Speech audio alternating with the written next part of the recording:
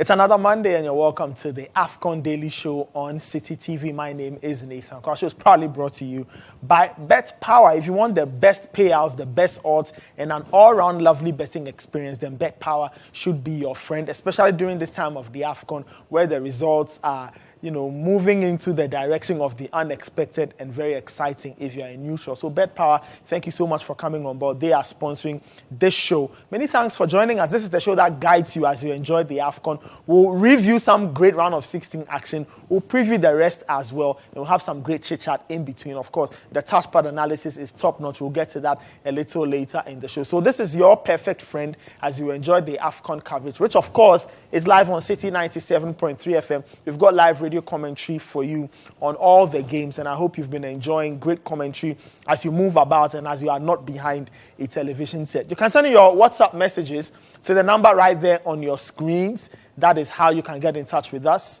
and we'll go through your comments and thoughts, contributions, even questions. We'd love to hear from you on the WhatsApp number on your screen. We'll take a very quick break. When we come back, we get into the action. It's been an exciting start at round of 16. We run the rule over the games played so far. We'll look ahead to more games to be played a little later in the competition. This is the AFCON Daily Show. We'll be right back. Don't go anywhere. Welcome back. This is the AFCON Daily Show on Citi TV. My name is Nathan. Our show proudly brought to us by Bet Power. My colleague Edwin Kwakofi is here. Edwin, how are you doing? I'm good, Nathan. Today we are riding solo. It's me and you. Yeah, we have a lot to talk about. We have a lot to talk about, like you're saying. It's a great start to the round of 16 games of the ongoing AFCON competition in La Côte d'Ivoire. The group stages have ended. Those who booked the bus to the round of 16, some have already gone home because it's now win or go home. If you don't win, you go home and watch the rest of the competition on television. Let's start off with our review with that first game that was played on Saturday. It was Angola taking on Namibia. Two surprise sides looking at their pedigree and history on the continent. Nobody expected them to be here, but they are here, especially Namibia. They made a round of 16. They took on the Angolan national team in the first of those games played over the weekend. Let's enjoy the action. All right, Angola, they booked the first ticket to the quarterfinal after beating Namibia by 3-0. Very interesting game in terms of the ebb and flow, but ultimately the Angolans going through. The highlight of the game, that amazing goal scored by Mabululu. It's not the wildest of goals in terms of the wow factor, but the technique to execute that, maybe Mabululu should organize a class on how to play the ball that manner to get himself into that position. Absolutely brilliant goal from Mabululu, and that's why Angola have made it to the round of the last eight of the competition. Angola 3, Namibia 0. We'll get to the touchpad in a bit. I don't know whether my colleagues are here, but let's move on. Edwin, let's get into some of the interesting things you picked up as Angola took on Namibia. So Nathan, there was a lot to get through when I took a look at the footage. The first one obviously was the red card Angola got earlier in the game. I think it was the first half of the game. Let's take a look at the sequence here. And I've already spoken here about the importance of having players, defenders, central defenders who can pass the ball. Mm-hmm. And here you look at the Namibian defender. He has so many options he could go to.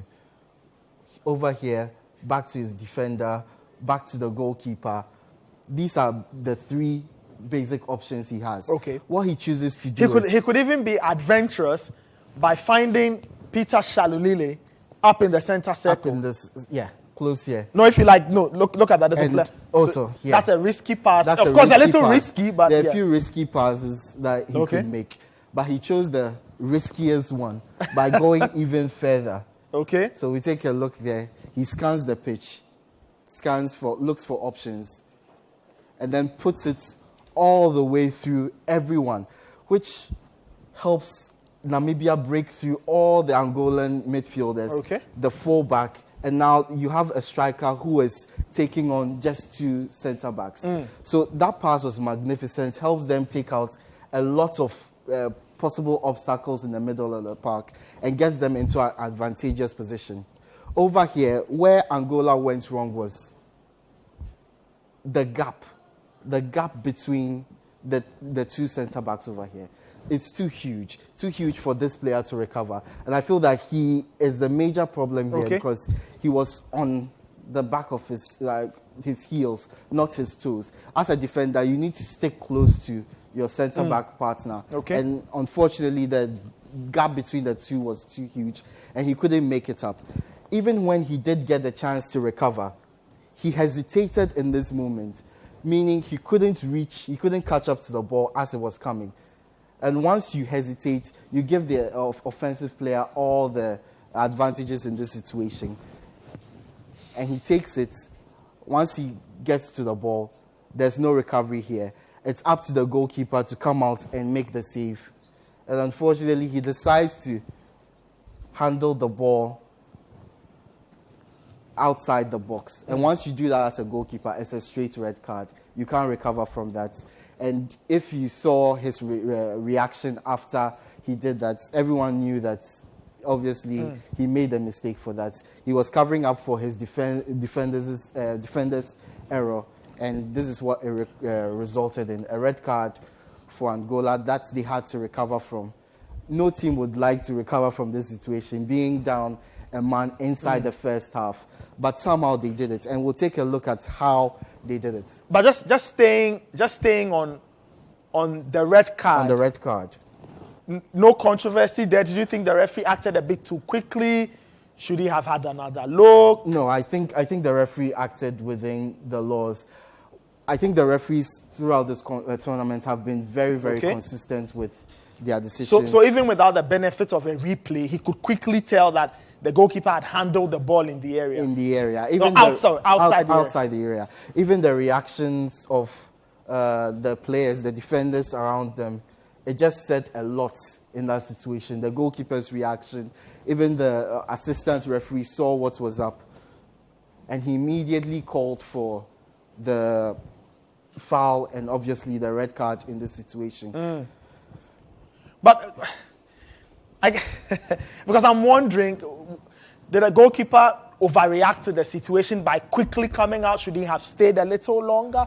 I don't know. When you're in such a position, it's the emotion that gets to you. If you don't come out quickly enough, you get swarmed by two attackers, and then you give more options to our attacking team, whether the striker opts to take a shot himself or whether he passes over to his teammates to get the tap in. So as a goalkeeper, you are supposed to make a decision in that split second. He decided to come out and try and save it. Unfortunately, that second cost him, and he handled the ball outside the penalty. So at this point, it's Angola, one man down. They need to make a change. They throw on a substitute goalkeeper. But the Namibians themselves also get a deficit a little later. But before that, Angola take the lead. And this is due to some enterprising play from the Angolans. First of all, Gilberto down this side. I'll slow down the footage so that our viewers can get a better look. Gilberto down this side. Over here, he has very, very few options he can aim for. But then Freddie gives him a very good option with the run he makes. Freddie makes a wonderful run, which unfortunately is not tracked for Namibia anyway. It's not tracked by this defender, who should have kept an eye on him, since he is looking right at Freddie and looking at the body movement of the player. He knows the player is making a move. However, he doesn't anticipate the move early enough, and Freddie gets a good run in there. But you have to credit the pass from Gilberto. He finds him in the tiniest of spaces through here.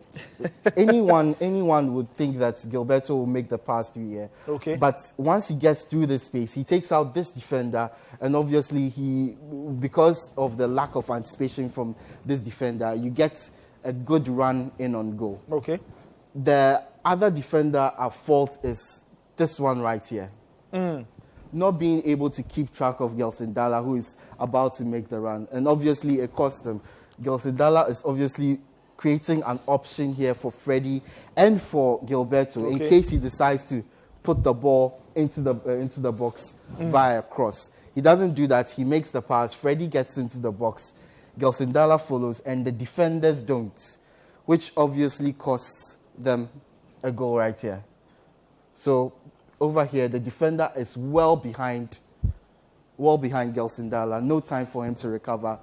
Freddie, who could have taken the shot, and I've spoken a lot about decision-making and team play. Yes. Freddie I think you highlighted that with Algeria. With Algeria. Yes. Freddie could easily have taken the shot, maybe missed it, maybe saved by the goalkeeper, maybe he could have scored.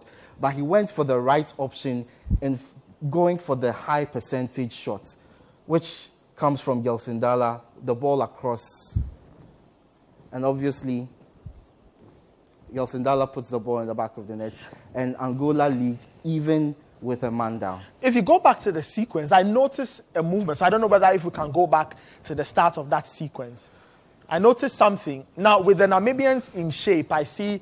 So at this point, Gilberto is trying to find a pass. He's trying to find a pass. You play that sequence on, and I'll point out something that I thought was a little significant. So just when he makes the pass, if you move the sequence on, stop it. No, just play it on. I'll point out. Watch the defender. I don't know if you saw that movement. If you can go back a bit, I'll point it out to you. Very good. Yeah. No. I think you need to go back a few more seconds. A few more seconds. Very good. Now watch the defender on the right back. No, the left back. There's a player in the shot. That's this gentleman. This gentleman. No, this gentleman. Okay, yes. His move. He moves slightly. If you play the sequence on, you can play it and just observe his movement. Let's slow. You can slow it down a bit more. Just play that. Watch his body language as he moves. I don't know what even facilitated that move, because if you are in line, yes, and the pass is played, I think, of course, you have to turn. But I think he kind of moves. Somehow, it's a bit of a mess in there. It's a bit of a mess. The whole defensive structure was a mess from Namibia right from the start. And players, instead of picking up their men, are moving in different directions. And obviously, it leads to them conceding what was a very avoidable goal. Okay, in this case. So this is 1-0 Angola. This is 1-0 Angola. Okay, 1-0 Angola. Now let's move on to the other thing you wanted to point out. And this is where the game turned even more. Namibia's red card.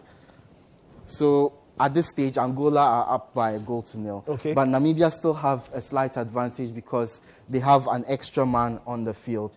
However, that is wiped out because our defender here is a little too rash with his tackle. When you're on and for context sake, he was on a yellow card. When you're on a yellow card as a central defender and the player is played through, you have a couple of decisions to make. Whether you take him out, concede the second yellow card, which obviously puts your team at a disadvantage, or you let him go because you trust in your defensive partner or your goalkeeper to come up and save. And even in the sequence, as it's frozen, he has a partner with him. He has a partner who is definitely covering. So, in any case, you have someone who is going to cover the offensive player. So it's not like he has a clear running on goal. There was no need to make that tackle. The slightest tackle and Mabululu would go down. He didn't need to touch him. He did, unfortunately, and that was his second yellow card. He didn't even complain about the yellow card because he knew what he had done. I see. In that situation. So because I looked at it again, of course, the replay, and you can tell that, yes, there was an initial contact, but Mabululu trips over himself. Is there any consideration in the argument where somebody can say, look here, ref, it is true. But look, Mabululu trips himself. What if it's not even accidental? I'm running behind him. His leg hits, his boot hits my leg. It's a situation where obviously the attacking player is given the benefits of the doubt because they are running in on goal. Okay. You, the defender, are chasing him. You are supposed to avoid him. Once there's a touch, it's assumed that you try to make a tackle, trying to keep up with the player, and obviously he goes down and red card is given. So no issues with the decision? No issues with that. It was a poor decision from the player to keep so close to Mabululu when he has a defender running in on goal and also a goalkeeper that Mabululu would then have to beat. And I understand him, having seen Mabululu's goal in this game, I understand his apprehension on wanting to... Of course, I mean, at this point, nobody knew Mabululu would score such a wonderful goal anyway. Exactly. Okay. So we move on to Angola's second goal, which came from a set piece opportunity. Okay. And one thing that's so this was the consequence of. This was a foul. I think the consequence of that. The consequence of that foul. And this is one thing that's impressed me about Angola so far at the AFCON. Their goals are not limited to just counter-attacks or build-up play. They also score a lot from, or threaten a lot from set pieces. And this is one. Freddie has been putting in some wonderful balls at this tournament already. So he puts in yet another one into the mixer. And this is just poor defending from Namibia. It's just poor set piece defending from Namibia. Gyosindala is not the tallest player. He's not the most mobile player aerially. So there's no way he should be in the mixer beating your centre backs, your biggest threats in the air so easily and getting the goal. And I think it's a lesson for them to learn going into future matches, future tournaments, that they need to be keeping an eye on each man, no matter how dangerous they may seem or how dangerous they may not seem in that situation. Okay.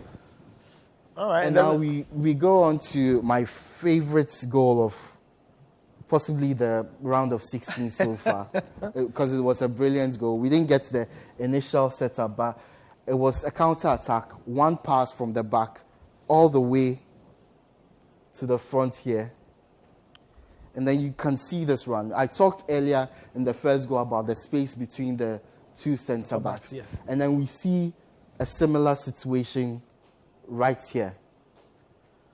Such a huge gap between the two centre-backs. So obviously this defender's at fault, not being able to keep up with Mabululu in the first place, but also ensuring that there's so much space between him and his defensive partner. But won't you account for that based on prevailing circumstances? They had a red card. They had a red card, but in such a situation, you don't lose your discipline. You actually ensure that it's tightened even more, given the circumstances. Okay. And I think they didn't do that in Namibia. Okay. And all right. Mabululu is allowed a clear run on goal. A clear run on goal. And you've got to look at this. At this stage, you don't see where he's going to place the ball. Obviously, as a striker, the Kela is the best option. He could have decided to go near post, which the goalkeeper might not have expected. Yes. But he decides to go for the Kela. And you look at the angle that he's being given here. There's hardly any space for him to aim for. With the goalkeeper standing here, the bend would have had to be superb. And as we see now, he got the bend absolutely right. That's insane technique. That's insane technique. I don't know how he even dug it out because I mean, as he gets the ball, and like I said, his body language is so deceptive. You don't know. Yeah. It's not like he can go. He's not running on goal where you're saying he can go either. So his option is this other side. I have to bend it round the goalkeeper. Now, in order to bend it round the goalkeeper, you should have opened yourself up properly and then give it a good old whack round. But he digs, and I think the technique is amazing. It's amazing technique. And I saw a tweet from Ghana's all-time goal scorer, Asamoah Gyan, saying these are the kinds of goals he liked. And the technique was so brilliant. And I mean, Gyan has scored a fair few He knows how to score these kinds of goals, and he knows how impressive their technique is. But you've got to give Mabululu credit. I think it's so good we can watch it twice. First the long pass. The space in between the defenders. And the good run from Mabululu to hold this run enough for his teammate to find him in an onside position. He did well to do that. And then this was all him. In this situation, it was all him. You know, just if you freeze the frame on the Namibian coach, I kind of find it's a little hilarious because he almost turns his back and walks to his seat as if to give up and he basically gave up because once you are in such a position, the attacking player has all the advantages to score, and Mabululu took his chance really well. Insane. The technique is brilliant. I wish we had got the angle from the back where you could see how the ball bends. I mean, if we had that alternative. But that's brilliant. But that's I think fantastic. A fantastic. I mean, young footballers out there, if you are watching this, you need to watch this. Probably watch clips of Asamoah Gyan and how they score. The ball the ball is not away from you where you have the chance to bend it properly. It's still there. You need to dig it out. And Mabululu tries insane technique to dig it out and bend it past the goalkeeper. It's absolutely brilliant. And Edwin, you can tell that it's not a fluke shot. It's properly guided, proper technique, Absolutely proper weight. not. He knew exactly what he wanted to do. Okay. He knew where he wanted to place it, and he knew how to get the best curl on it, and he got all that perfectly. All right. If anything had been off, it would have hit the post and gone out. It would have gone wide. It would have been saved by the goalkeeper.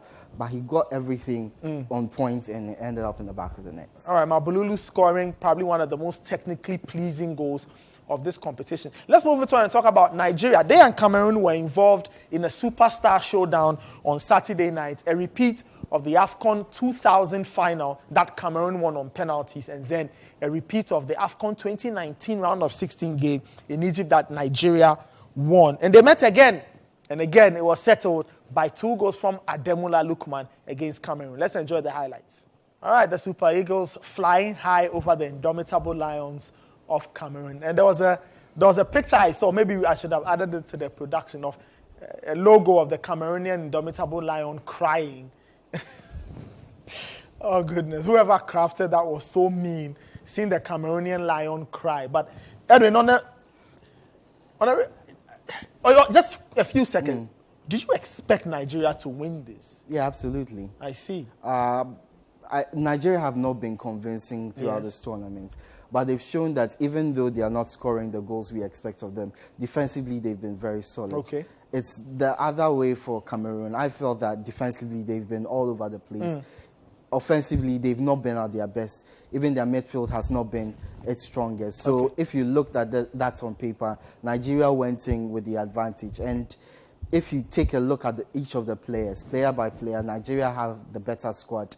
And they have the better pedigree. And they play the better football. So I went into this game expecting Nigeria to win, perhaps more comfortably than they eventually did. Okay. But Cameroon didn't offer too much to suggest, even during the game, that they were going to cause Nigeria any significant problems. For Cameroon, just to state my point, I thought of them a bit more on an emotive level. I thought that, if you've been given this chance to make the round of 16, you start from zero, you give it everything. But you're right, they seem second best to Nigeria in large chunks of the game, and I think Nigeria were deserved winners. Yeah, they did seem second best, and emotions can work either way. Either they push you, motivate you to get that victory, or they affect you so much that you don't give off your best. You try too hard and you end up making a few errors. And we saw a number of errors that Cameroon made in the game that obviously cost them. Okay, let's have a look at some of the errors you were talking about. Okay, so one significant error, and this is from the goalkeeper Ondoa, who obviously came in for Onana and has been... And he's Onana's cousin. He's Onana's cousin, so they share some similarities in that sense. One thing they do share in goalkeeping is their lack of control when it comes to set pieces. It's one criticism I've had of Onana in his Man United career, even sometimes for Cameroon as well. And we see it with Ondoa as well.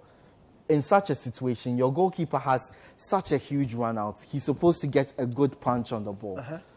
Ondoa does not. This is an awful punch.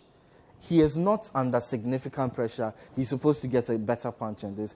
But did he have to come out all the way to get it? No, as a goalkeeper, you make a decision. If you come out, you get a significant punch on the ball. If you don't, then you know that your defenders are the ones handling it. It gets him out of his goal line and puts him in the middle of nowhere, while Nigeria keep the ball in a dangerous position.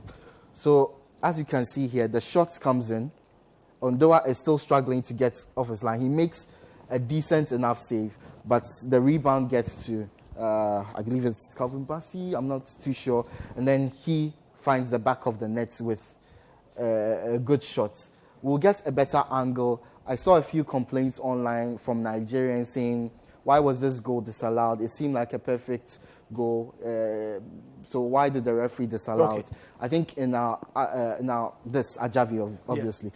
In the subsequent angle, we'll get a better look on why the referee and the linesman and VAR decided to disallow the goal.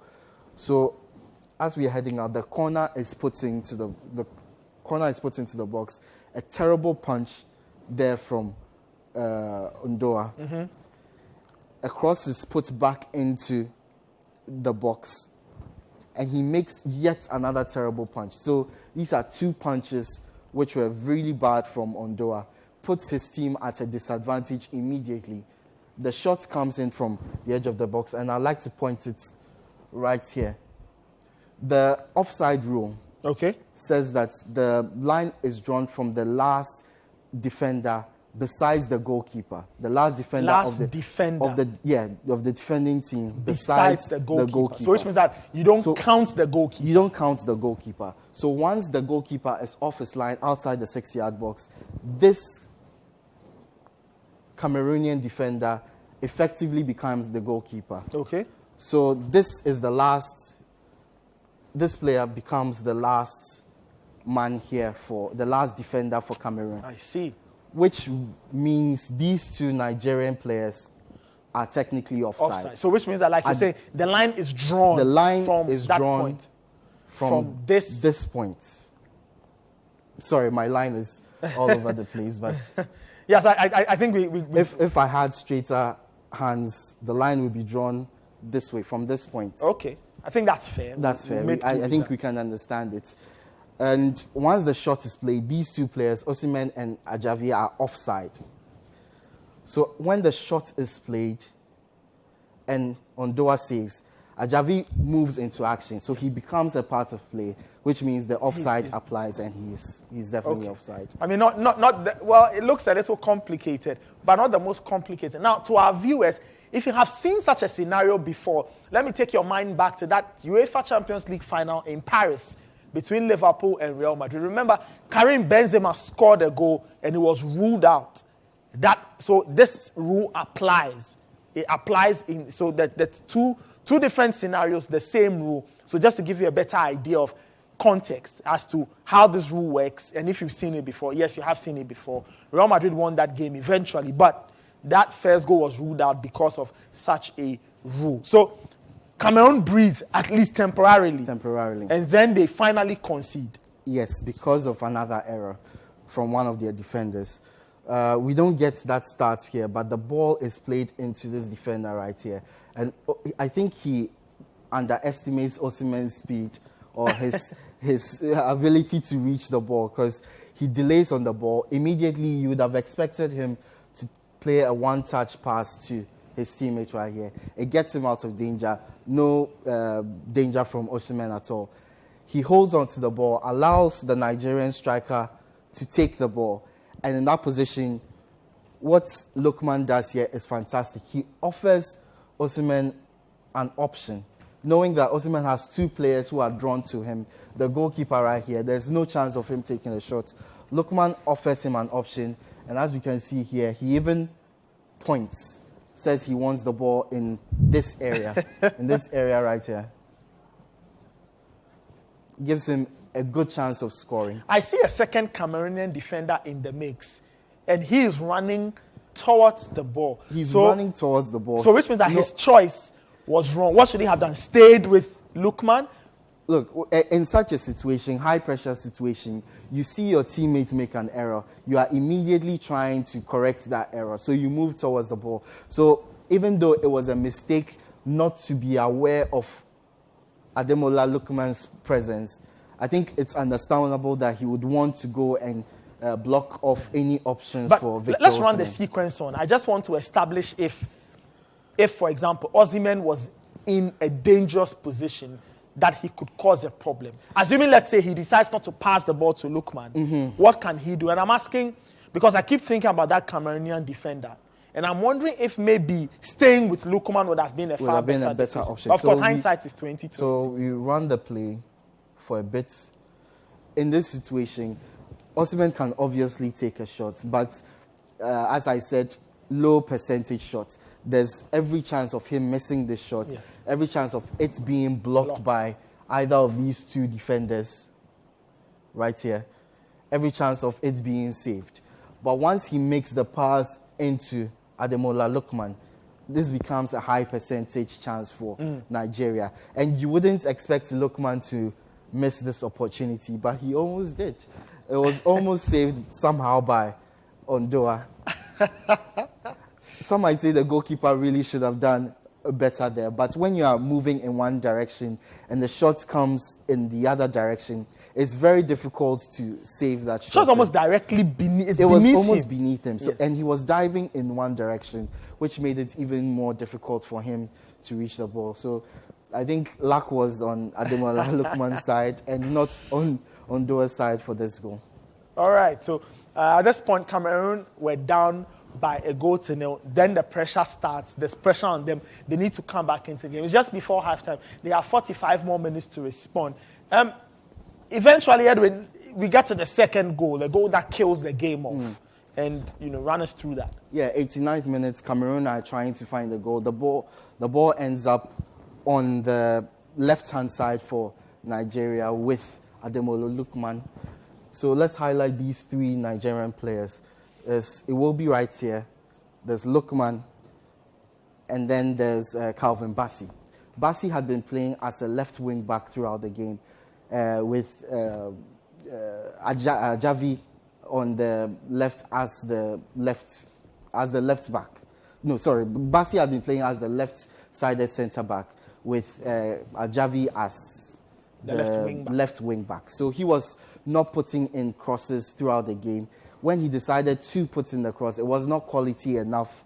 So once the change was made, which was a very good change, by the way, it allowed Bassey to get onto the side with Ademola Lookman. But the most impressive move of this goal was from Iwobi. Okay, why so? The easiest pass would have been to get the ball back into the space for Ademola Lookman.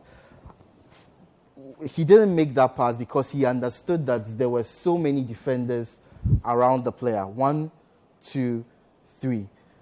It could have been a good pass, all right. But he had attracted so much attention that chances of him making anything of it were very low. So he found a better pass into Calvin Bassey, who was absolutely free because Lookman had drawn all the attention away. So once that pass was made to Bassey, all he had to do was put a good enough ball into the box. A good enough ball into the box. And he did. But this was also terrible defending from Cameroon. Okay. Because Castelletto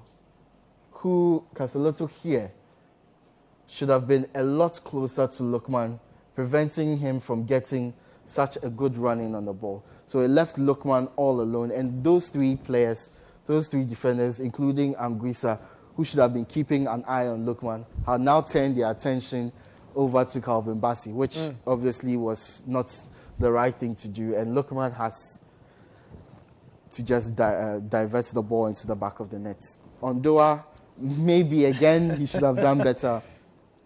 But it came at him too fast. The distance between the shot and the goalkeeper made it a little tricky. But you should trust your goalkeeper to save the ball in such a situation. He doesn't. Nigeria go 2-0 up and they are through. Well, Cameroon paying the price for some very poor decisions on the pitch. We'll wait to see what the consequence will be for Rigobert Song. He's head coach of the team. Will he be kept? Will he be let go? Nobody knows. But Cameroon missing out on another opportunity to win an AFCON. You're still watching the AFCON Daily Show. Show proudly brought to us by Bet Power. My name is Nathan. Ednuka Kofi is on the touchpad with me. Let's get the last bits of highlights. First, we'll give you Equatorial Guinea versus Guinea. Very, very interesting game. And then the drama of a round of 16 game fully experienced in that Egypt versus DR Congo. So those highlights coming back to back to you or for you.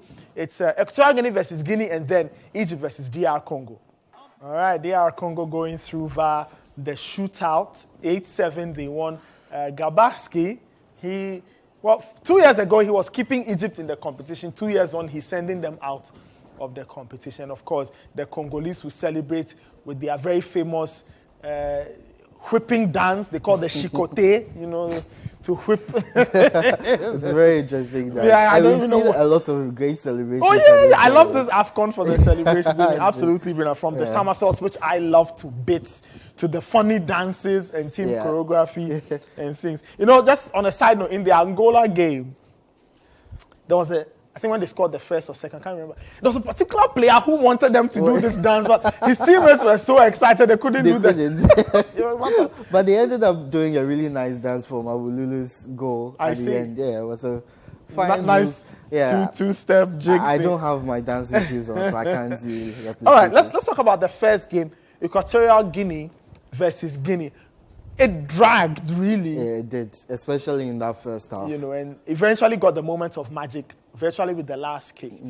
But there are a few pointers that you want to pick out from that game. Yeah, as you said, a couple of pointers. We were talking earlier about how emotions can make or break a team. This is one case in which emotions broke a team, and the team in this case is Equatorial Guinea. So we go through this move where the ball is in midfield, no danger at all, heavy touch from the player, and then you see this really rash tackle, almost lunged at him with a really bad kick. When emotions are high, people tend to do these unnecessarily eccentric tackles, try to make these shots, kick the ball as far as possible, and then they end up causing their team. This is one case in which Fede Bikoro cost his teammates and himself. He was so upset by it that he did not want to leave the pitch afterwards. He did not want to leave the pitch afterwards. What was upsetting him? Because he didn't expect that he would get a red card. He was trying to clear the ball. He did clear the ball. He did clear the ball. And then his follow-through went into his opponent. Even Emilio Nsue went to him and told him that was a terrible tackle. You should deserve to be sent off. And you could see the pain in his eyes when he was told to leave the pitch. Over here, there's no danger. He could have easily passed the ball to a teammate because it was a heavy touch from the Guinean. Okay. All he needed to do was a simple clearance would have done. He decided to go in full-blooded, and unfortunately for him, his follow-through just took him well into his marker right here. So a fully deserved red card. We'll take another look at it so we get a better angle at the tackle. A horrible challenge. That's absolutely a red card. Look at this. Starts up straight into the midriff of the Guinean player. That's an absolutely brilliant taekwondo karate-style front kick. It reminds me of the World Cup in 2010. Yes, World Cup final. Nigel de Jong on Xabi Alonso. Yeah. Where that one, the referee decided not to give a red card because of the context. It was the World Cup final. You don't want to mess it up too early. I think our referee here was not convinced at all. He knew that it was a really bad tackle that deserved right into his midriff. There's no way he's escaping a red card for that. So deserved one. We take another look at it. Absolutely deserved. Absolutely deserved. There was no reason for such a high eccentric tackle. Got him into trouble and put his side at a real disadvantage for the rest of the game. Wow. All right. So at that point, Equatorial Guinea go down to 10 men. They play the rest of the game with 10 men. They miss a penalty. Ultimately, they pay the price very, very late on. Anyway, just quickly, let's run through the Guinea goal. I don't think there's too much to talk about. It's just wonderful quality from Mohamed Bayo, who scored the goal. And I've heard comparisons to Didier Drogba, the way he took it.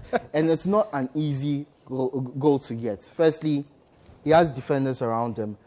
And to get the amount of power he did on the ball, to get it accurate. To Diakite, I think the cross was the cross is fine, really good. But for Bayo to get the accuracy on the ball, to get the power to beat the goalkeeper, and to hold off a defender while doing it, wonderful from him. And I get the comparisons to Didier Drogba because this is classic Didier Drogba. A header at the near post. So I think our colleague Benjamin Ketia compared it to Olivier Giroud, who thrives off the near post. Thrives of these near post goals. And I think those comparisons are well deserved. A wonderful goal and deserving celebration at the end for the dagger, really, because virtually it was the last kick. It was almost the last kick. The last kick for the game. All right, let's move on quickly. We are going on a quick break, but let's talk about the incidents from the Egypt-Congo encounter. Game ended 1-1. Went to the shootout. and the Egyptians could not prevail. Yeah, first of all, the Congolese scored, obviously they scored first. But here we take a look at it, and you can see where the problem is for Egypt. They felt the throw-in should have gone to them. Well, rightly so. Yeah, rightly so. They felt the throw-in should have gone to them. But the referee didn't give it. So what do? You play on. You do not complain. We have 1, 2, 3 players with their arms in the air. No one focusing on Wissa. Masuaku picks the ball up and then throws it immediately to Wissa in space, who is very free and is able to put in a ball. Let's freeze it here for a moment here. In the previous game, which I was going to highlight previously, I had a lot of problems with Yohan Wissa because he chose to go for goal most times and not find his teammates in better positions. In that game, in the previous game against Tanzania, we would have seen Wissa cut onto his right foot, his favorite right foot, and put the ball in. In this game, he decides instead to go with his weaker left foot across into an area, and Elia was on hand to put it into the back of the net. So all came from a lack of concentration from the Egyptian players and the decision by Wissa to find his teammates instead of trying for the goal. All right, let's quickly move on to the final clip before we go on a break. The final clip, very controversial. People have been arguing all night since it happened. Did Egypt deserve a penalty? And in my estimation, yes. Not because it was the harshest foul, not because it was the most ridiculous defending I've ever seen, but it's because of the consistency we've seen so far this tournament. Referees want to give these fouls for defensive errors. We've seen a lot of defenders try to kick the ball and then not do it in time and have the attacking player get ahead of them, kick the attacking player instead. And we see here an arm in the face of Hegazi. He goes down. There's no way if the referee takes a look at it, he's not going to give a penalty. It's not the strongest contact, but once you make contact with the player in the air, impede his ability to get to the ball, it's a penalty. All right, so that decision made it 1-1 there, but the Egyptians went on to lose the penalty shootout. I don't know, they have 2 misses in the shootout. Yes, there are 2 misses. Mustafa Mohamed and then obviously Gabaski right at the end. That didn't work. And then the Congolese goalkeeper, he scored his. He scored his and led the celebrations. Well, the Egyptians, so they have a very strange record. They hadn't lost a penalty shootout in 40 years. And then they've now lost 3 straight. 2 of them in the AFCON, an AFCON final, AFCON round of 16, and a World Cup qualifying penalty shootout loss. I'm sure they need to go back to their books. Get back to the roots and try and figure out what is going on with that team. Well, we'll see about that. This is the AFCON Daily Show on Citi TV. We'll take a very, very quick break. When we come back, we have a lot more exciting conversations for you to enjoy in relation to the AFCON. We'll be right back. Don't go anywhere. Welcome back. This is the AFCON Daily Show on Citi TV. My name is Nathan Karshaw, proudly brought to us by Bet Power. They've got the best odds, the biggest winnings, the biggest payouts. So during this AFCON season, place a bet and walk away with lots of cash in your pockets or your account or your wallets, whatever it is. Just place a bet on Bet Power, and win big. They are the sponsors of the show. Bet Power, many, many thanks for joining us. We appreciate the fact that you've supported us all through. And, we are happy you are with us. You'll be with us right until the end of the competition. All right, let's move on to the other part of our conversation. Let me speak to my colleague, friend, and brother, Benjamin Nketiah. Benjamin, how are you doing? I like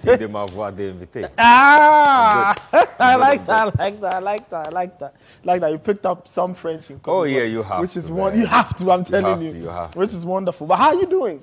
I've been good. I mean, we're on radio on Friday. Yep. Talking the hard stuff. Man. Yeah. But I think we haven't really digested your entire experience. Yeah. So maybe I think it's a great opportunity to just get into how Côte d'Ivoire was. We'll talk about the football and other things. Côte d'Ivoire was good, man. I went by road, so I got to So it's very different from your first AFCON experience. Yeah. So Cameroon was by air. By air. No, I went by road because this was just next door. It's interesting. I mean, when you do that whole experience, was what? In total, I'd say like 14 hours. 14 hours? Yeah. You left, on a Friday night or a Saturday morning? I actually left on Saturday morning. Ended up leaving on Saturday morning. Plenty of bureaucracies. In the end, we got to Abidjan. When you get to the border, that's where it all starts getting a little interesting, you know. So almost 3 tiers of borders or 3 tiers of barriers between yourself and the Ivorian border. So on the Ghanaian side, you go to like 3 different immigration posts, and then you get to the Ivorian side, another 3. Okay. So what exactly? So you get to the Ghanaian side. What do they check? So the Ghanaian side basically will check your passport, your Ghana card and stuff, ask you where you're headed and stuff like that. They'll see you through eventually. You get to the Ivorian side, they want to check your yellow fever card and that kind of stuff, you know. So make sure that you're going to do the right things in their country. If you are carrying anything you shouldn't be carrying, that type of stuff. So you get down, you go through the border post, go back on the other side, get back in your vehicle, you get to another one. It's very rigorous. And so I was like, wow, this is really how it is. And one interesting aspect of it was I went with a contingent of other journalists and stuff like that. So they were kind of expecting us. So at our third and final checkpoint on the Ivorian side, they said that the government had given them pictures and numbers of our bus. And so if you were going by road into Abidjan, you needed a police escort to take you all the way through. And so we had to wait for about 40 minutes for our escorts to arrive. And then they drove us through. And initially, some people were unhappy about the wait. Like, let's go. Why do we have to wait? It's a long journey. I want to sleep. I'm hungry, that kind of stuff. And they were like, wow, this is really what it was. Because you have to drive almost 3 hours to Abidjan. I see. From the border. From the border. So our side is called Elubu. Their side is called Noe. So you drive from Noe to Abidjan for like 3 hours. And it's almost 3 hours of rainforest. Yeah. And so a lot of people finally understood why we needed escorts. Because if you get stopped midway on those roads and somebody pulls a gun on you, really, there's nothing you can do.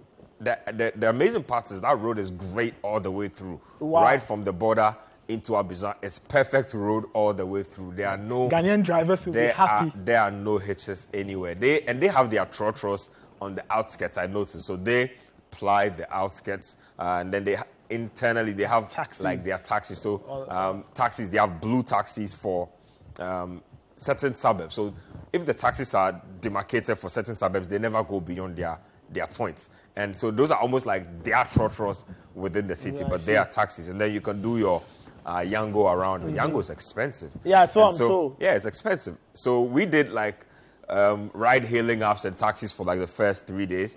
And then we discovered the ferry. I said, le bateau. Le bateau, We are not going. So you're going on the bateau. We are not going on taxis or Yangos again until we're probably going out on the night and we need to have our own convenience. So that's like, what, 150 CFA? Yeah, 150 CFA. 150 CFA is what? It's chicken like change. Cities? Like 2 3 cities. cities. Yeah, so there's a private one. The government one is 150. The private one is 300. Either ways, I mean, different levels of comfort, but either ways, relatively cheaper. And so what we'd do was we'll take a taxi or one of those I'm talking about from our hotel at Yopogon. We'll get to where the bateau is. So take the ferry. That's like 15 minutes. I see. 15 minutes across to Threshville. Now, Threshville is where the media center is. So it's a 60-second or 2-minute walk at most from where the ferry is to the media center. So that made so much sense. We discovered it and we were like, wow. This is the way to go. This is aesthetically pleasing because, I mean, on the ferry and you get to catch like the sights of Plateau, which is like their, I would say their version of High Street or Ministries. So they have everything there, including the Felix Hofert-Boigny. So on the ferry, you can take pictures of all those things. You can either go to Plateau itself and take a taxi, but we'll do the direct route. So it was really a really great experience. You get to save money. You get to learn how the people move around. The ferry will close around 9 p.m.-ish. Okay. And it's almost like devastation, you know. when you close, people have closed from work and they need to queue for trotro. That's how the ferry station will be. Wow. It's packed. Everybody's trying to get home from across the ferry. I'm assuming there are lots of ferries. Yeah, there actually are quite a number. So you'd have at least, they'd move between 10 to 15 minutes of each other. And so at all times, there's movement happening. And I love their discipline. Look, they have their ferry police. And nobody stands in a huddle or scatters around. It says, everybody behind the rope, everybody form a line. You know, from the line, you're not going anywhere. Not going anywhere. And I realized this about them. They are very regimented people. I said that, like, if they say situation A should be done in ABC, it should be done in ABC. They are not changing the sequence. They are not telling you that, okay, we'll bend the rule and let it happen. No. They are not doing it that way. I see. Road discipline, I feel like they have a lot of, I won't say they have road discipline, but they do man their roads well in terms of, they also have police for their roads. They have their whistles, their version of MMTTD, but they have whistles whistling at everybody, but their driving is terrible. Wow. I don't know if it's because they have great roads, but their driving is terrible. It's like, I saw like 2 or 3 people crash into each other's cars, and there was no conflict, no animosity. I'm like, wow, this must happen a lot here. Because it was like somebody ran into somebody's back. He was just kind of smiling. They just got down. 1, 2, 1, 2, both got back into their cars. Sequence, I saw like two or three times. And there were a couple of those incidents. I found it really funny. Food, though, man, that made me miss Ghana, because Ghanaians talk about not having enough variety of food, not having, we are lying about that stuff, man. Ivorians have very limited variety in terms of food, and they try to give you a checker with everything. Nathan, I'm serious, man. I'm not even playing. Like, if you order for rice at the restaurant, they'll bring you a checker as a side. If you buy water, they want to give you a checker as a side. Like, what's going on?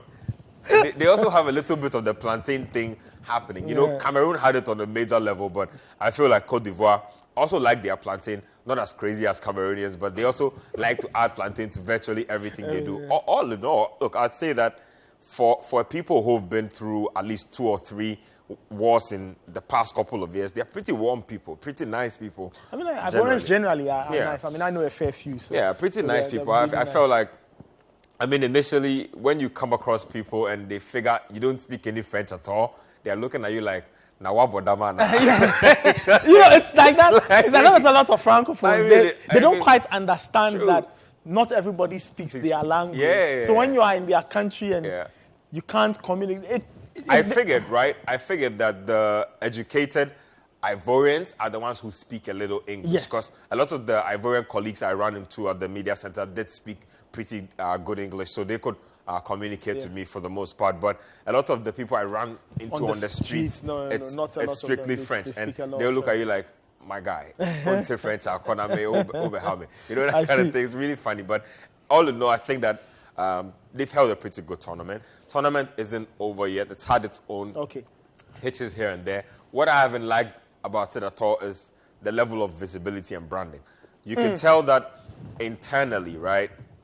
Say TV studios spending money on pundits to come do analysis. They've done a lot of that. So Jibril Cisse is literally permanently on.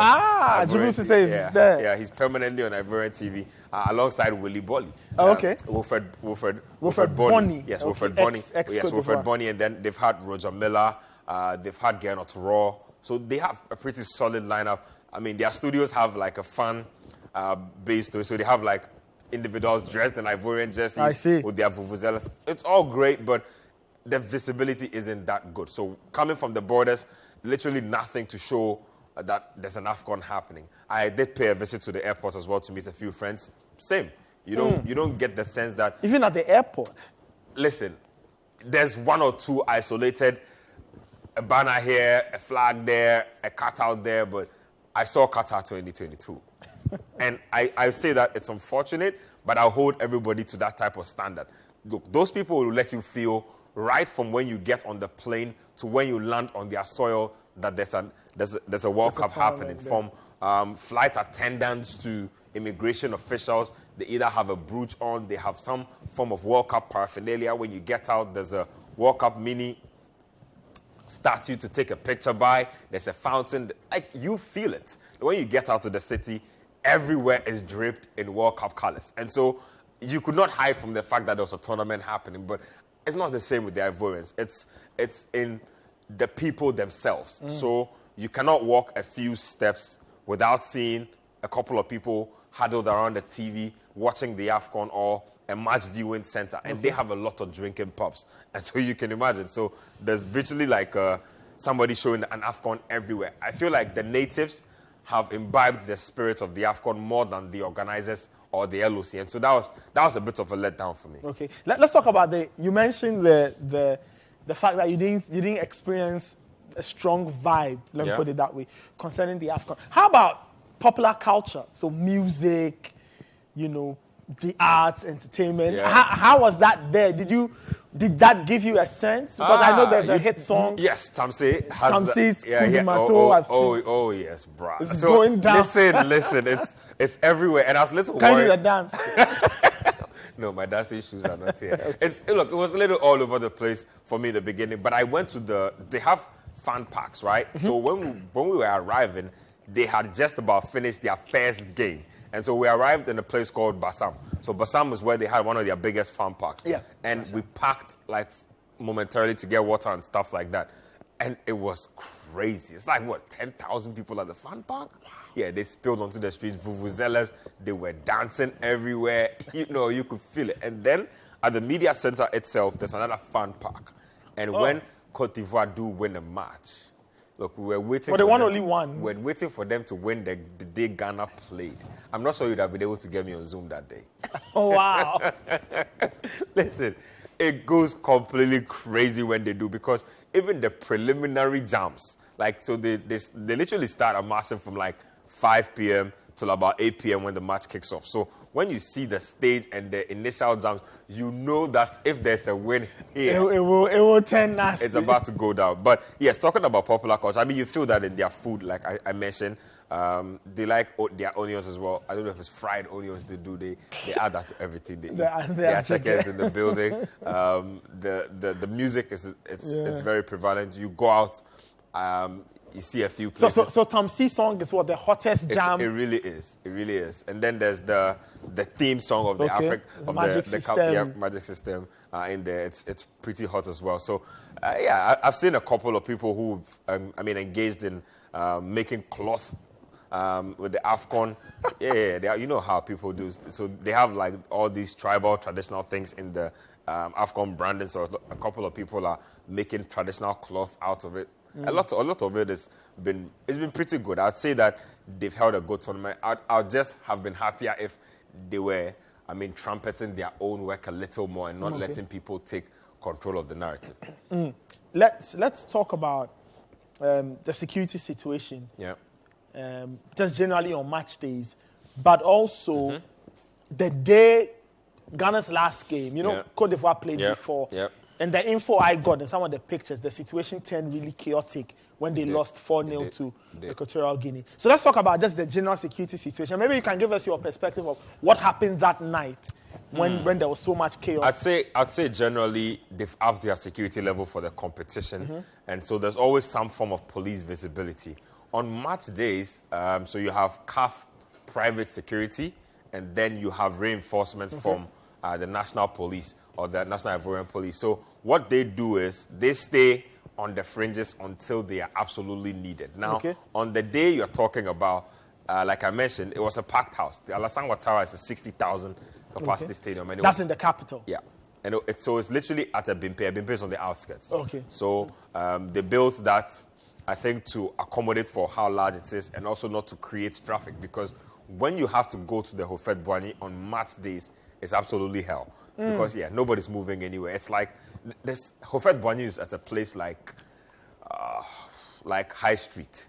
So it's more like the center of town? It's literally right in the center of town. It's crazy for me because they seem like they have their city a lot more well planned out than we have ours. I was a little shocked, but if you see the aerial views of Houphouët-Boigny, maybe you'd understand. And you know what he was like as a president and during his time. Larger than life. Good. So the stadium is literally built on water. Parts of it is built on water. So it's part of the extravagance. Yeah. You know it's uncomfortable. Houphouët-Boigny was very extravagant. You know it's uncomfortable to place a stadium here, but I would do it anyway, that kind of thing. And so the Abimpe is a little more on the outskirts, bigger. You need to walk a little more to the stadium. We have CAF accreditation, and so we didn't have to go through that kind of stress. But as a regular fan, I saw where they were queuing from to walk to the stadium. It's almost a 20-minute walk into the actual arena because you have to go through various security posts to eventually get through. And so on the day itself, look, when the confusion started, I went outside just to get a glimpse of the Ivorians, see how they were taking it in. A couple of people were literally distraught. Like they were. So you were in the stadium? Yes, I was in the stadium, at the media stand. So I just stepped out briefly before the Ghana game started, just to check like the atmosphere and everything. They were stunned. People, I told you, there was a guy who was laying with his friend. They were laying on the floor, spread eagle. They were there for like 10, 15 minutes. They couldn't move. You know, I think they were just in shock. And then I went out, and then you could tell the police were in riot gear. So shields up, parks up, everything ready to defend. So it was really, really intense. But when we were leaving the stadium, I saw a couple of smashed buses. A couple of buses had their windshields smashed. Then we found out that those were buses that were ambushed by angry fans, really, on the side. So they just threw stones at them. Yeah. Not much the police could have done, but in the town itself, police presence was heavy because there was a lot of tension. Yes, it corroborates what I also heard and saw. I had a friend, a very good friend, John Boafo. Yeah. He sent me some pictures and videos of buses that had been smashed. Yeah. There's a lot of tension in town. So initially, a lot of people were poised to go party because Cote d'Ivoire were playing. Ghanaians were poised to join them. And then all of a sudden, everything turned 360. And so everybody had to hold on. And it was just a lot of police people directing people back to their homes, trying to like break up little huddles where there could have been, little pockets of trouble. And so I thought that security-wise, they were kind of prepared. I mean, if you've been in their shoes in what they've been in like politically for the past couple of years, you get the sense that they're always kind of poised for these type of things. I see. So talking about nightlife. How's nightlife in Abidjan when you compare it nightlife is good. I'd say they definitely have more nightlife spots. For instance, there's a place in Cocody where there's literally like a lineup of clubs. And on one of those nights, our very own Stoneboy was in there. Yeah, Stoneboy D Black were in there, bumped into them. Yeah, we went out to have a see of the outside side of things. It was pretty good. They have a very different. Did you get to experience the marquee, the little restaurants, eateries? I did actually. That's where I had my first taste of Acheke. So, Charlie, it was hell trying to translate. It was myself, Felix Romack, and Ben Owusu-Boakye of Daily Guide. So we're actually trying to navigate our way through. That was very interesting. Nightlife was good. And I think their nightlife kind of makes a lot more sense because, in Ghana here, table culture has taken over, where if you go to a club, you need to buy a table to be able to sit. These people do something where there's tables. There's no option. You have to sit at the table, but you pay for only what you drink. So if you come, say, there's 10 bottles of champagne, you drink one, you pay for the one, you go away. So that's pretty decent. And I just feel like Accra has picked up this Miami vibe in like the last 3 years, especially because of December. So I'd say, look, Accra's most vibrant club is probably more vibrant, but generally they understand vibe more. They understand party more. They understand let's chill. They don't. You see, Ghanaians are fussy about partying. We need a lot of things to party. All these people need is one bottle of drink and probably. You know what it is. I don't need to say it. Yeah, they understand party. They understand that. I see. Quite interesting. So for you, what are the biggest takers? If you compare that experience with the experience in Cameroon, and you juxtapose all of that with Ghana, what are some of the biggest takeaways and things that probably you would love to see here? Or maybe as a country, we need to think about if we ever have to host an AFCON again. Planning. Okay. Planning. They look like they are executing their city according to a plan that's laid out already. They have their own issues, but they look like a city that's well planned. Like if you look at Abidjan, you don't see a lot of bad structures in unwanted places. I'm saying this because they've had to expand some of their roads. And if you don't plan a city properly, there's no way you expand some of these roads without having to displace a lot of people. And so you get the sense that their city planning is on point. Okay. Look, I don't think taking videos on the road does justice. You need to see drone shots to actually give you a good sense of what you're looking at. So planning is definitely high up for me as far as the discipline is another thing for me. Like I was telling you, they don't pass where they don't need to pass. Like if there's a demarcated zone for here and they say walk here, everybody walks there. Nobody tries to defy the rules. If we go into a restaurant and we need to form a queue to be able to get our food, everybody's in the queue. So there's a very good sense of orderliness in their society. What I don't like too much, there's sanitation is not great. I see. It's not a strong point for them. I didn't see it as a strong point for them. I feel like for people with such order, I mean, they should take their sanitary issues a lot more seriously. That would be a little more interesting. And marketing, they don't seem to. How would I put it?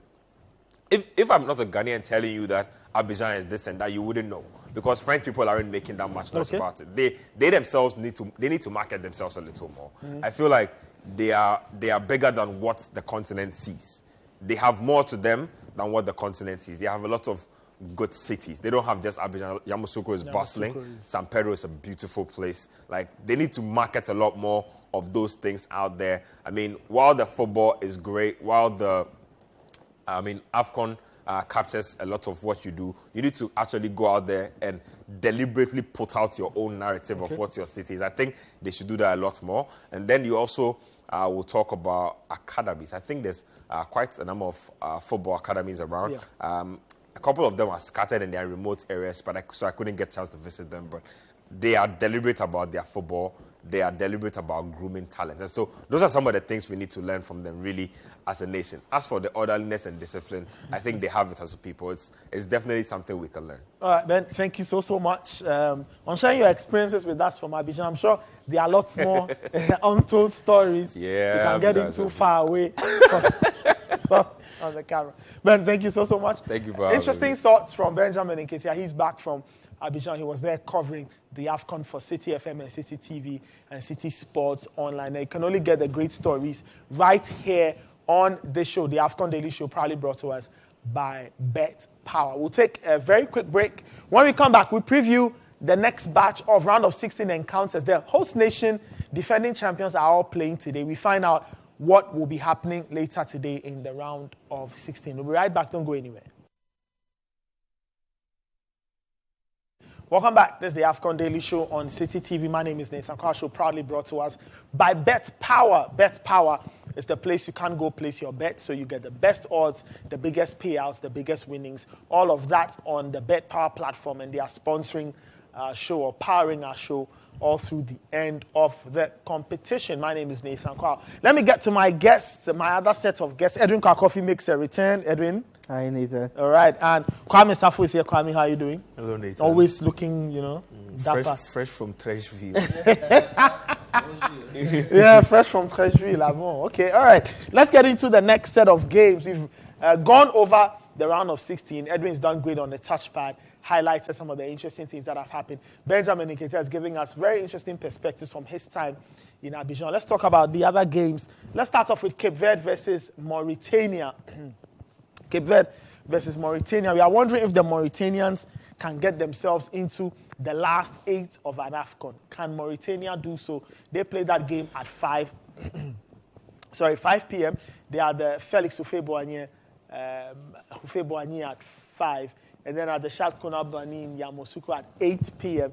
It's a big boy clash. Senegal, defending champions versus host nation, Côte d'Ivoire. I thought their game wouldn't be played in Abidjan, but it doesn't matter. They are in Yamoussoukro. That should be good as well. Guys, thank you so much. Kwame, let me start off with you. Let's talk about the first game, Cape Verde and Mauritania. Cape Verde, one of the surprise packages of the competition, undefeated, 2 wins and a draw. They were in Ghana's group. Everybody thought it would be Ghana here, but it is Cape Verde who have made it, together with Mauritania. And the 2 newbies, quote unquote, are clashing for a place in the quarterfinal. I don't know if you remember, but the last time I was here, we had a preview on Mauritania and Abdul Admin and their team and all of that. But with Cape Verde have taken a lot of people by surprise. I was home and my sister was saying, I support Cape Verde. I was like, what do you even know in football about Cape Verde? But it's about the fact that their style of play has gotten a lot of people interested and a lot of people involved in. If you watch their game against Ghana, I mean, they played absolutely brilliantly. If you watched their second game against Mozambique, spectacular goals flying all over. I watched that game from my Airbnb in Côte d'Ivoire because I was hoping for a draw to give Ghana the chance, and they just kept on spanking Mozambique over and over and over again. It's just not about the goals, about the pattern of plays. Like from Bebe to all of they understand themselves and they understand the kind of game they want to play. Looking at their third game against Egypt, where they really didn't need to even win, didn't even play most of their big players. They still went into that Egypt game, gave Egypt a very tough run. They take their chances too, and I think that's very important. But you look at that game, and even though Cape Verde are the favorites, you look at Mauritania, and Mauritania are a team that is not afraid of scoring. You look at Mauritania's games against Burkina Faso. Burkina Faso ran away with that game with a last-minute penalty. You look at their game against Angola. Angola has been spectacular throughout the tournament, and they managed to scrap out a 3-2 win against Mauritania. Then they drew their last game. So they didn't even draw. They beat Algeria in their last game. Yeah. So Mauritania is not also going to be a sleeping dog. It just reminds me of the game we saw yesterday of Equatorial Guinea and Guinea. Yes, Cape Verde must perform spectacularly, but when it comes to those games where you are no longer the underdog, you are no longer like a surprise package, you are like a team everyone is looking at to perform. Mauritania knows that going into the game that, Cape Verde are the ones who are the surprise package. So they are going to give up their best. So under normal circumstances, you think Cape Verde have been playing this flamboyant. For crying out loud, Equatorial Guinea were playing flamboyant football. They were beating Cote d'Ivoire. But when they met Guinea, their strengths are par. So you would need to prove beyond reasonable doubt what you are made of. And I think that's what's going to make this game very exciting, because Abdul Admin and his guys too are very good at what they are doing. Cape Verde will also like to give a point. After all, they've taken out the big guys. So Mauritania will be another task to go over. Edwin, your thoughts on this? Cape Verde versus Mauritania. Two surprise packages. Yeah, Safu mentioned something about you go into games when you are the underdog, you tend to surprise people. They don't know what to expect from you, so obviously there's a bit of an advantage there. In this game, Cape Verde obviously start as favorites because of how they've played so far in this tournament. They were very good against the Black Stars, very good, as you said, against Egypt, even with a weakened team. Fantastic against Mozambique. So everyone expects them to win this game against Mauritania, who come into this tournament or come into this round of 16 match. They lost to Burkina Faso. Very unlucky to lose that game, by the way. Unlucky to lose against Angola and then beat Algeria. But so far in this tournament, you'd expect Cape Verde to be the ones dominating, imposing themselves in this game. However, I am a bit on Mauritania's side. I've been very encouraged by the kind of football I've seen from them at this tournament. Against Burkina Faso, I thought they played some wonderful football at times. They did not let their underdog status affect the way they approach games. Obviously, you know how to balance attack and defense when you are a small side, when you are a less fancy side. And I thought they did that really well throughout those 3 games. What worries me about them is the fact that they tend to miss a lot of chances, a lot of really, really good chances. Affected them in the game against Burkina Faso, affected them in the game against Angola, where they had several chances to possibly win that game, get all 3 points. And even in the game they won against Algeria, they almost messed up that because they failed to take chances to end the match or seal the 3 points. And going into this game, I feel you need to take your opportunities. Round of 16 matches, they are for the teams that are able to take those opportunities that come at them. It's cost, so far in the tournament, it's cost Namibia. Failed to take their opportunities when they had a man advantage against Angola. Cost Equatorial Guinea. Obviously, the penalty miss by a few other chances beyond that. Cost Egypt as well, who had, as we saw, a really poor miss in that game and a few other chances.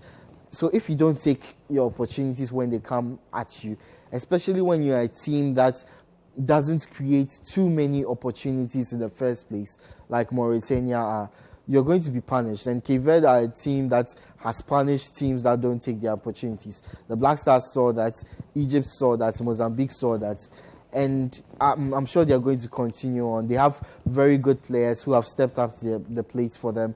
They play well as a team. They know when to attack. They know when to defend. They know how to keep it tight in the middle to prevent people from just getting through their midfield and getting a straight run at their defense. So I expect a tight game, a really, really compact game, something akin to what we saw in the Equatorial Guinea match.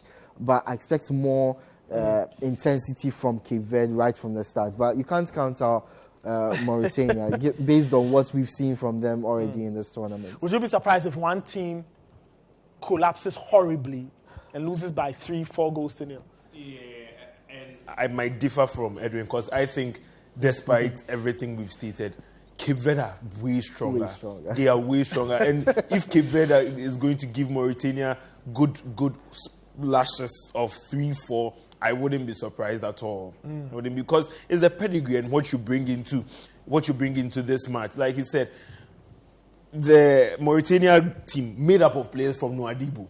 It's just like how we say the South African team is made up of players from Sundowns. They are made up of players from Nouadhibou. The coach knows most of the players, but there's just something about these Cape Verdeans have this Spanish, Portuguese play about them. Most of them are Portuguese speaking, and they have the experience to with them.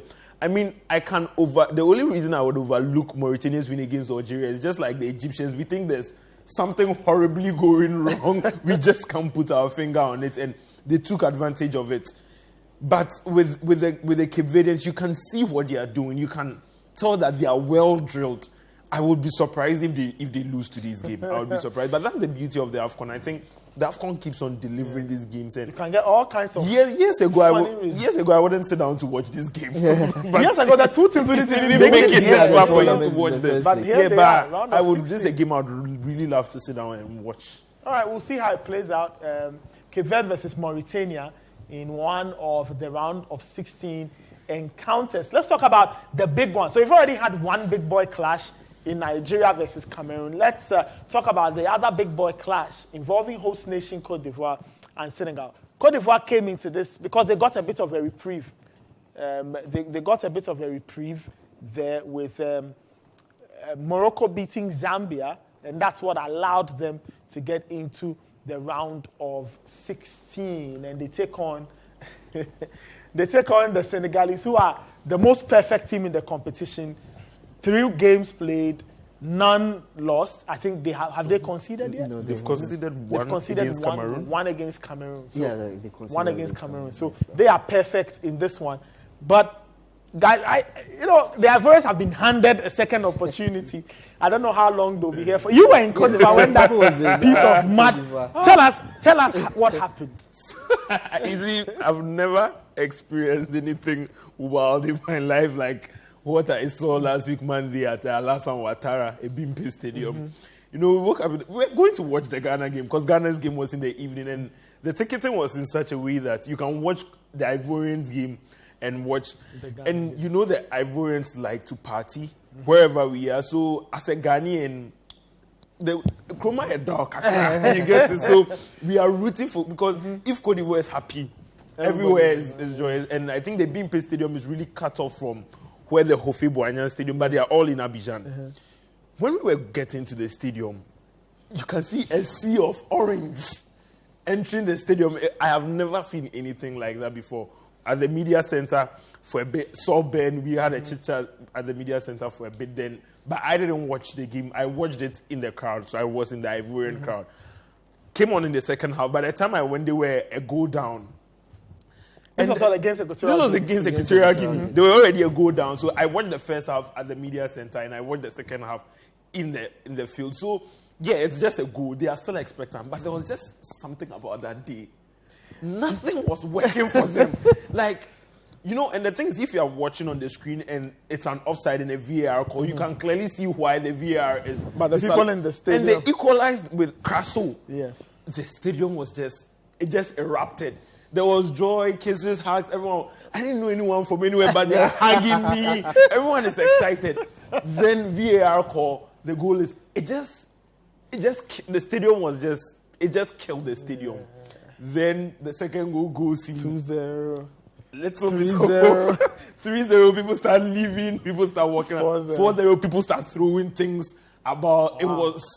It was, I at a point I was scared. I'm not even going to lie. I know there's good coverage about the whole thing, but this is also part. And it was just how quick and swift they called every kind of misbehavior. And they didn't even have to even bring on police. This were the volunteers. They just entered the crowd. Just, they just calmed everything down. But for a moment I was scared, and you could really feel the anger of the Ivorians. They were just angry, distraught.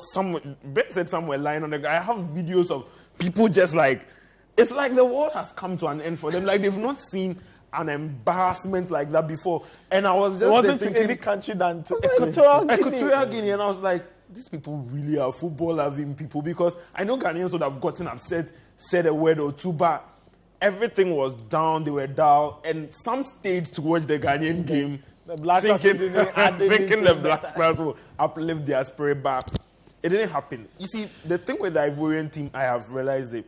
I think someone tweeted it. I think it's just an overflow of talent. And I don't know if they don't know how to manage the talent or whatever it is. Because look at that midfield. Seko Fafana, Sangari, Frankese. This is a dream midfield any other team would have. Even up front, Nicolas Pepe, even Simon Adingra, Kwame from Fiorentina, they just have that. But I think they are also struggling with a bit of what Black Stars is going through, which is managing the team, setting the team out to play. Because whenever you have the quality there, irrespective of other problems, you see, every administrative problems exist, but coaching problem too is a thing there. And we've had a situation whereby it's wild. I've never seen anything like that before. Mid-tournament, you're not out. You sack your coach. You sack your coach. And as of the time they did, I'm sure they thought they were out. No, you see, there was always hope, because you see how Ghana went about this. Waited till the end before they sacked. I was speaking to John, because I met John today, and he was talking about the fact that it's not their coach is one of the highest paid, and it's not even just that. The country in and of itself is really disappointed with the play. This was not how anybody expected it, and it's a very francophone dominated space. So wherever you are, you can see Burkina Faso flags, Guinea flags, Mali flags, and it's like every francophone country is expecting Ivory Coast to do well, and Abidjan is like the hub. And so wherever you pass, you just have, and they like Ghanaians too. Hello Ghana, Monsieur Ghana. What's happening? I'm like, my people jouer ballon, ce n'est pas bon. They are just not good in playing football. So it was a wild experience, and the reason it's at Yamoussoukro is because I think that's where Senegal is based, and Senegal topped their group. So they get to stay. This is a second chance for them. Ben, Edwin. So now you are Côte d'Ivoire. You've been handed this opportunity. You fired your coach. There's MS Faye, ex-player, who's now handling that, who, by the way, his record with the Ivorian under-23 is pathetic. So lots of people are very skeptical. How do they handle this? You've been given another chance to stay alive in the competition. But you take on a big problem in Senegal. Before I get to how they handle the situation, let me be honest. I think we might see something like we saw in the Equatorial Guinea game against the Ivory Coast. I expect Senegal to batter the Ivory Coast today. I need to be honest before I get into the analysis. So how can they prevent that? What they can do is try to keep Senegal at bay for as long as possible. I don't like the sound of that. You make it look like it's almost inevitable that Senegal will win. I think it's inevitable. I've seen the Ivory Coast play at the tournament in their first 3 games, and it's been downhill since the first game. The first game they were playing at home, obviously, first game of the AFCON. They want to please their fans. They play to the best of their ability, and they get a very good win against Guinea-Bissau. Second game against Nigeria, they were much poorer than in their first game. They caused Nigeria a few problems, but not enough to think that, this is a team that you need to be worried about. Against Equatorial Guinea, the emotions just got to them. And I feel it's going to be the same thing against Senegal. Everyone expects them to lose. The players themselves, I'm sure they expect to lose this game.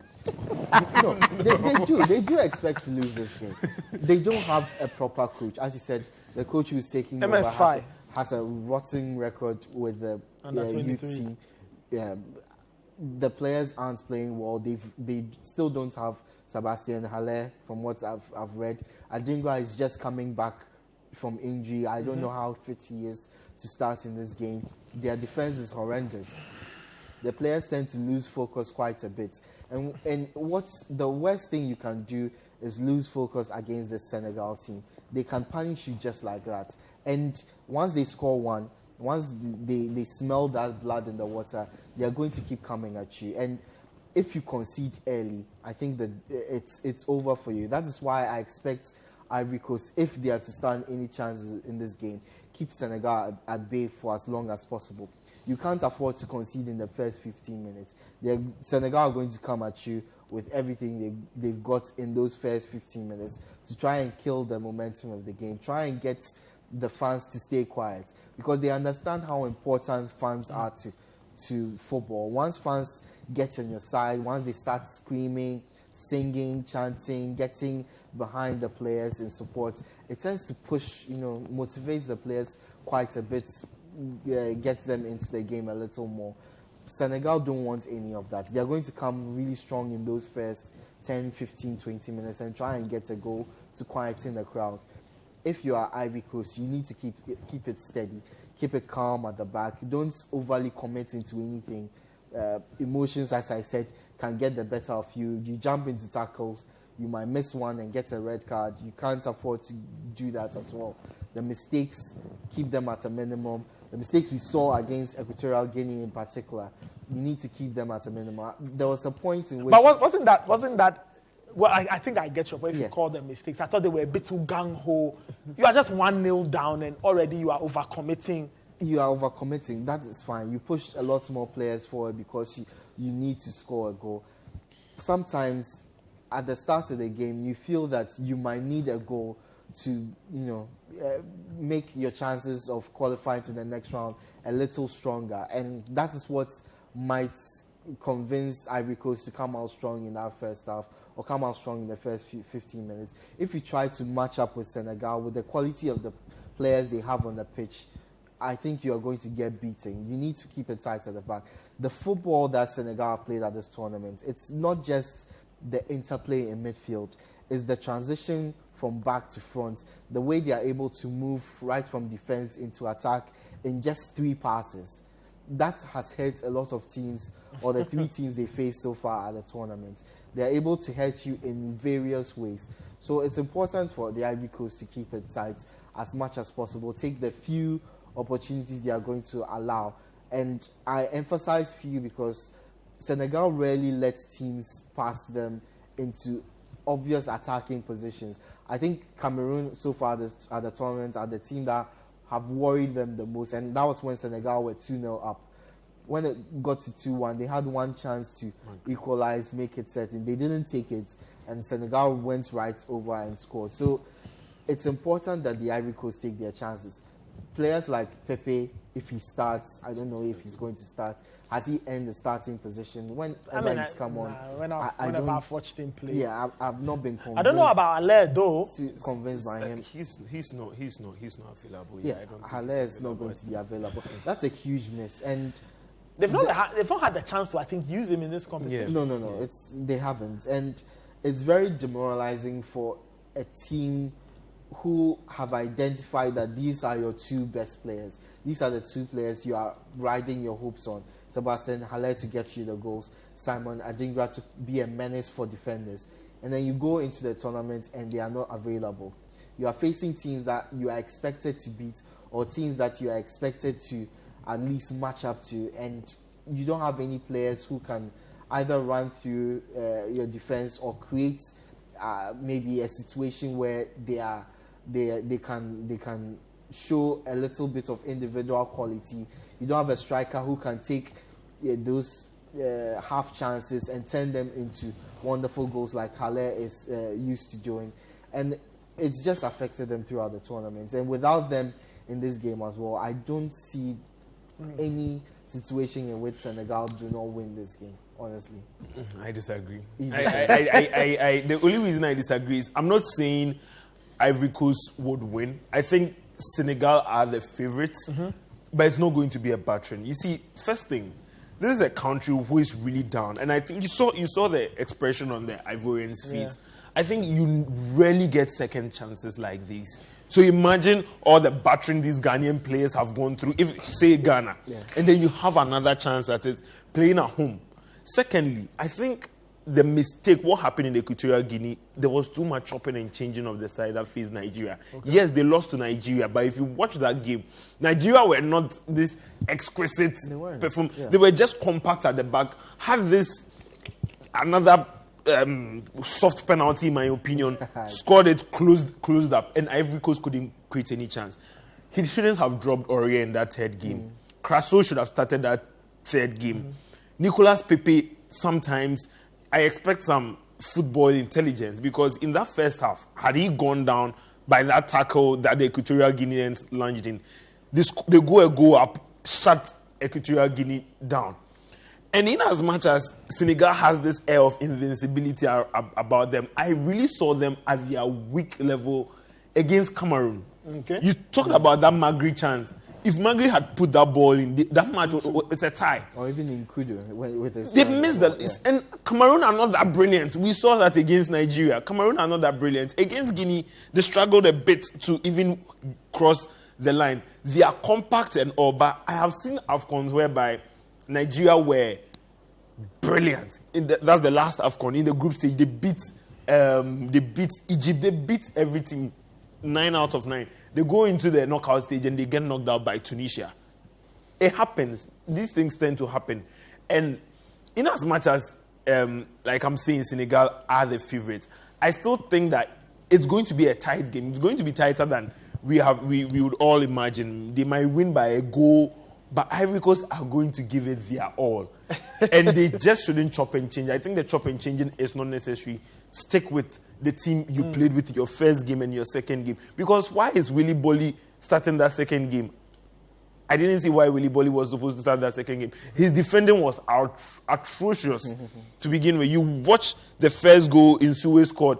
He just went through the Ivorian defense. Nobody put in a tackle in, nobody put in a challenge in. I think they will learn from that. And they do have the potential to score. You see that Crasso goal that was disallowed. Yeah.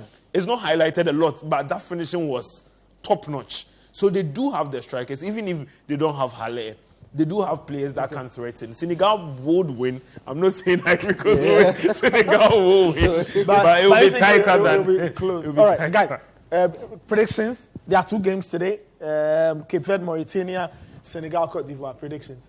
I expect Cape Verde, Mauritania to go to penalties. Oh, you want to see the drama of the shootout? I expect it to go to penalties, and I expect Cape Verde to win that one. Okay, so Cape Verde to win on penalties. On penalties. Cape Verde would beat Mauritania 3-1. 3-1. Yeah, okay. And the second Ivory Coast, Senegal would rather go to extra time, where Senegal wins in extra time.